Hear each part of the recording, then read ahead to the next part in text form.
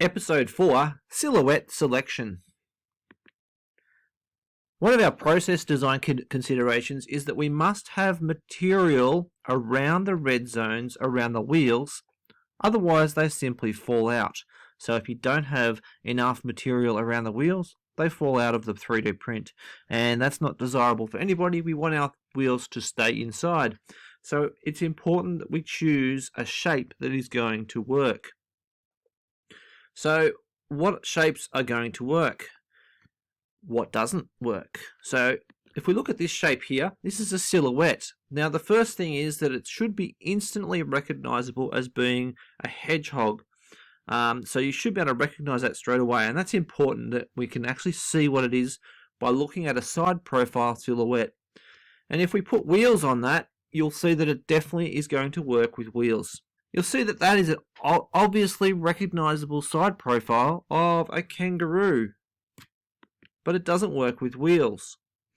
Some people understand what this is straight away, this third image. Other people don't, but it is a lion.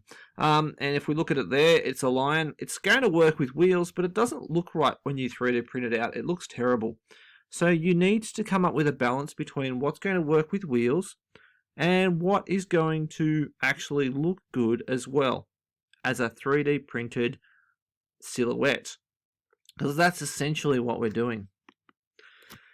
Now what you're going to be doing is you're going to be going onto the internet and doing a search for silhouette. For example, I searched for duck silhouette to get my one for my sample file, and you'll go onto Google, do an image search for duck silhouette, for hedgehog silhouette, and you'll get up what you need.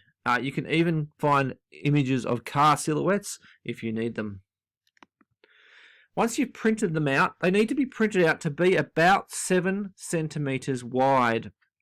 And then you need to get a copy of the little red wheels, and that is available on the folder for this project on the LMS. And if you print out those little red wheels and you cut them out and you cut your silhouettes out, you should be able to stick them on together so that they look like it does in the sample file.